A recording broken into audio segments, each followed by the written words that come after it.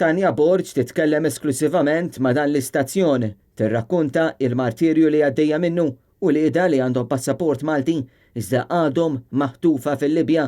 Ma' Net News il-mara ta' descendenza Maltija tispjega li rċeviet għajnuna mill-awtoritajiet Maltin biex tikseb viża ħalli tmur il-Libja f'tentattiv biex iġġib il-ulieda fil-waqt li għandha tama partikolari li Malta issa tkun ta' aktar għajnuna.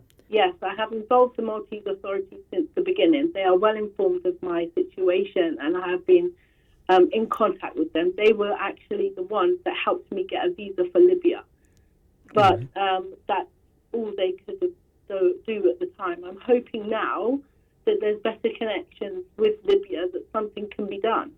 Hija qaltilna li fil-25 ta' Lulju se tkun organizzata mixja forma ta' protesta biex titqajjem aktar kuxjenza li hemm ċittadini Brittaniċi, Maltin u Ewropej li jinsabu ostaġġi il-bot minn darhom u f'Malta wkoll se jkun hawn avvenimenti biex titqajjem kuxjenza. And I'm also holding a protest in London soon, and I know that my family are also going to be protesting in Malta. So, yeah, watch this space, I guess, and I hope it really makes a difference.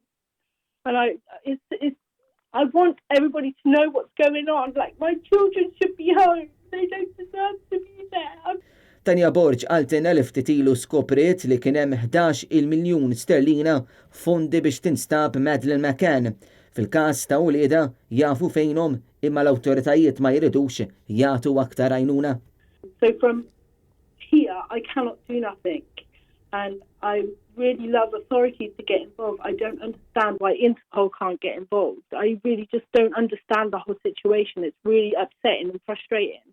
I'm not getting any help, and it's just really frustrating, and I don't understand why. My children don't matter to anybody. Tanja kienet marret il-Libja f'tentattiv biex issalva lill-ulieda bil-kbira Angel tipprova tagħmel minn kollox biex tingħaqad ma' omma. When I was there, I just braided their hair and just hugged them and just was with them. I really couldn't say much regarding anything to them, but I did tell my daughter that I promised her that I would not leave without her. And obviously that didn't happen. And that's really upsetting. So I feel like I've let them down. Hija spjegat li meta żgħira Maja tieħdet minn missiera kellha biss 3 snin iżda meta marret il-Libja binta ma reditx titlaq minn ħdejha. Tanja Borġ tispjega x'kien l-ewwel ħsieb meta saret taf l-eks raġel tagħha kien ħa lill-ulieda Tunezija minn fejn imbagħad baqa' sejjer lejn Tripli. I knew I made the biggest mistake of my life. Obviously, since then, he was pretending he was stuck for a year.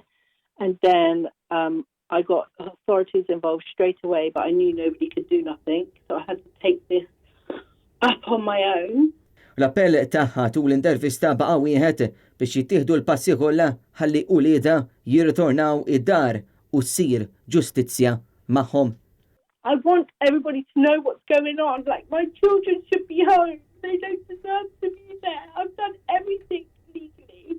I've done everything right, but nothing is happening. Something needs to happen. James Aronello, Net News.